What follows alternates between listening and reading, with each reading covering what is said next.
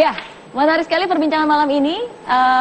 Dan saya ingin membuka kesempatan untuk Anda yang ingin bertanya. Mumpung ada Pak James, Pak Dedi, ada Pak Iwan pakarnya, dan juga dari pengalaman Pak Sukiman. Silakan. Ya, Ibu yang pakai baju hitam. Selamat malam, Miss Mary, Pak James, juga Pak Dedi. Dengan siapa, Rita, Ibu? Rita, owner dari salah satu perusahaan. Iya. Yang mau saya tanyakan, ini juga pernah ditanyakan karyawan saya sendiri. Iya. Hutang apa yang harus dilunaskan duluan? Oke. Misal hutang dari kartu kredit, ataukah dari cicilan mobil, rumah, atau sepeda motor gitu. Padahal jatuh temponya itu bersamaan. Gimana jelas kalau hutang masing-masing kartu kredit ataupun cicilan kan hari per harinya kena bunga. Oke. Gitu. Ya, terima kasih buat pertanyaannya. Ya. Yang mana nih yang harus diprioritaskan? Jadi kalau kita mau memprioritaskan mana yang harus dilunasi lebih dulu, sebenarnya ada batasannya, Mbak. Ya. Jadi pada saat cicilan kita, besarnya cicilan kita sudah melebihi 30% dari total penghasilan bersih kita. Ya. Ini sebenarnya sudah warning. Iya. Kalau hutang mana yang harus dilunasi lebih dulu? Ya paling tidak hutang yang bunganya paling besar. Iya. Kalau saat ini hutang yang bunganya paling besar kartu kredit. Iya.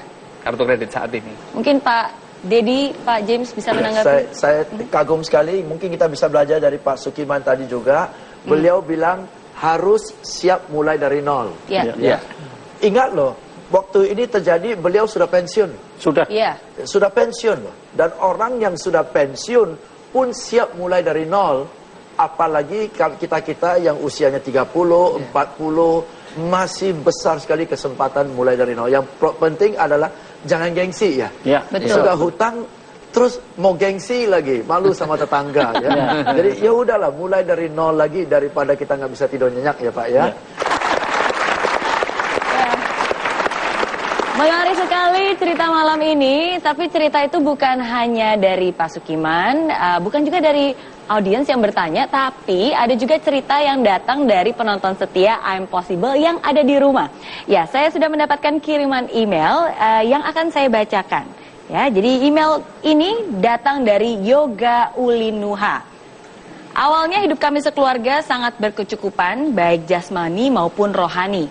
Ayah saya memiliki usaha material bangunan sejak tahun 1997. Sejak tahun itulah ayah saya memulai usaha dan sukses. Sejak tahun 2008, ayah saya sudah berhutang dengan bank untuk bermodal usaha, hingga akhirnya terbayar lunas. Di tahun 2010, ayah saya kembali berhutang di bank dengan sisa pembayaran selama 2 tahun. Nah, namun di saat itulah mulai tersendat dalam pembayaran hutang. Dan tahun 2011, ayah saya ditawari investasi dengan iming-iming untung besar. Dan ayah saya mencoba investasi tersebut dengan saldo di bawah 10 juta. Ayah saya tetap berinvestasi meskipun ibu saya tidak setuju. Dan selama beberapa bulan investasi ayah saya berjalan lancar hingga mendapatkan uang untuk membayar hutang bank sebelumnya. Kemudian ayah saya kembali mengajukan pinjaman di bank baru dengan nominal lebih besar lagi sekarang, 200 juta dan dengan jaminan rumah. 4 bulan berjalan normal. Namun di awal tahun 2012, perusahaan tempat ayah saya meminjam uang itu bangkrut. Mimpi manis yang selesainya hutang di bank sebelumnya lenyap. Satu demi satu mobil kami dijual. Kini untuk makan sehari-hari pun sulit. Bahkan penagih hutang terus berdatangan ke rumah. Hingga pada akhirnya ayah saya justru pergi ke orang pintar alias dukun yang dipercayai dapat membuat uang gaib. Namun itu kesalahan besar, yang ada ayah saya malah makin menghambur-hamburkan uangnya. Apa tanggapan mungkin atau solusi yang bisa diberikan? Jadi kalau boleh saya sharing, memang menurut saya gitu ya, logika itu baru jalan, logika baru berfungsi ketika perasaan tenang. Tadi ada kata-kata diiming-imingi. Betul. Sehingga tentu perasaan untung besar ya, katanya. sehingga perasaan udah nggak tenang, greedy. Wah, bisa cepet kayaknya nih. Ya. Bisa mengcover segera nih kayaknya nih. Sehingga logika nggak nyala. Ketika logika nggak nyala, tidak ada jeda untuk bertanya pada orang lain yang lebih mengerti. Karena buru-buru toh. Gitu satu. Yang kedua, kalau kita perhatikan ketika makin terperosok ada lubang yang lebih dalam, makin nggak logis dia. Akhirnya ke dukun. Mungkin di dukun itu ada tempat gesek kali ya. Dia bisa gesek kartu kredit juga di sana mungkin gitu. Jadi memang nggak gampang. Kita upayakan punya target secara psikologis waktu ada masalah ya, terutama soal hutang. Gimana ya agar hatiku tenang dulu? Ya mungkin dengan berdoa. Ya, dengan banyak curhat. Curhat itu cerita, sharing itu membuat kita tenang loh. Yeah. Ketika sudah tenang, baru logika jalan. Agar nanti, kalaupun seperti Pak James katakan, nutup lubang, jangan gali lubang lebih besar gitu ya. Jadi mungkin sharing dari saya, bikin tenang perasaan dulu agar logikanya nyala. Terima kasih untuk masukannya dan juga komentarnya. Dan tentunya terima kasih untuk Yoga yang sudah mengirimkan ceritanya kepada kami. Dan untuk itu Anda mendapatkan sebuah hadiah handphone dari Oppo Camera Phone.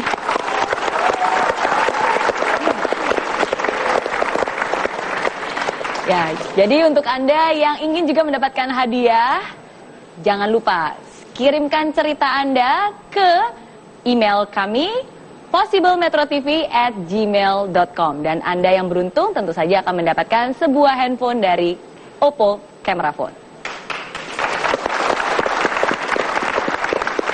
Oke. Terima kasih sekali lagi untuk Pak Iwan Hartawan dan juga Pak Sukiman yang sudah berbagi malam ini. Saya yakin banyak hal yang dibagikan akan membantu. Ingat, hutang sebesar apapun pasti ada solusinya.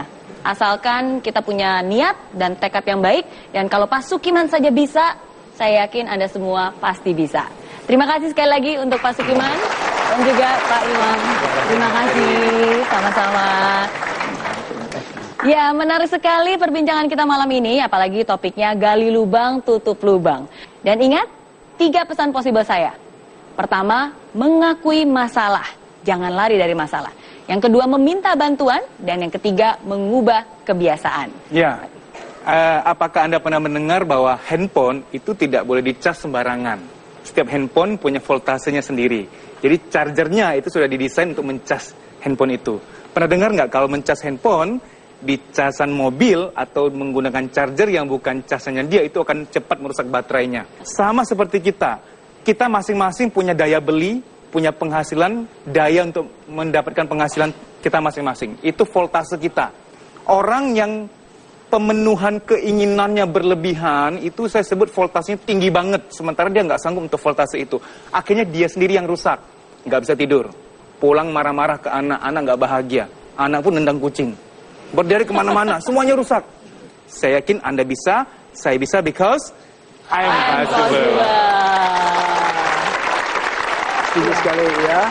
Dan dari apa yang kita sudah dengar dan saksikan hari ini ya, ada satu poin. Satu adalah jangan hutang melebihi kemampuan. Ya, dan tadi Pak Iwan pun sudah kasih batasan kurang lebih 30% dari penghasilan kita. Banyak orang kebablasan karena dia tidak punya guideline itu. Ya, jadi untuk Anda yang belum terlanjur terjerat hutang terlalu dalam, ingat batasannya adalah 30% dari penghasilan Anda. Begitu sudah lewati 30% sedikit aja, seharusnya sudah lampu kuning dan harus ngerem. Jangan sampai 300% itu sudah bablas sekali ya. Jadi batasannya 30%. Dan untuk Anda yang sudah terlanjur masuk ke lubang dalam, tenang saja menghadapi masalah dan cari solusi karena pasti ada solusinya. Seperti Pak Sukiman bilang ya, beliau pun siap mulai dari nol. Jadi kalau kita siap mulai dari nol, saya yakin kita semua bisa. Bersama kita bisa because I'm possible.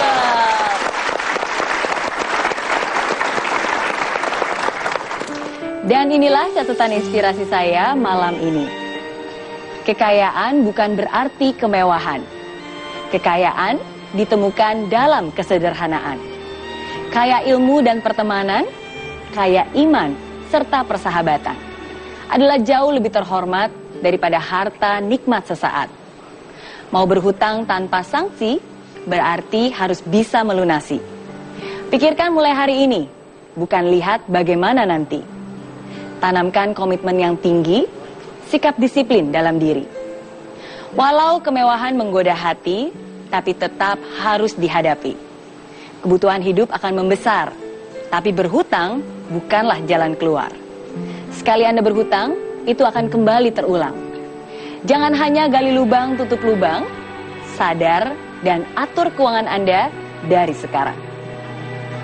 Demikianlah episode I'm Possible malam ini. Jangan lupa untuk follow akun Twitter kami di @possiblemetrotv dan juga akun Instagram kami di @I'm_possiblemetrotv. Terima kasih juga untuk Oppo F1 Camera Phone. Saya Mary Riana. Saya James Gui. Saya Dedi Susanto. Pamit undur diri, sampai jumpa minggu depan bersama Kita Bisa. I'm Possible.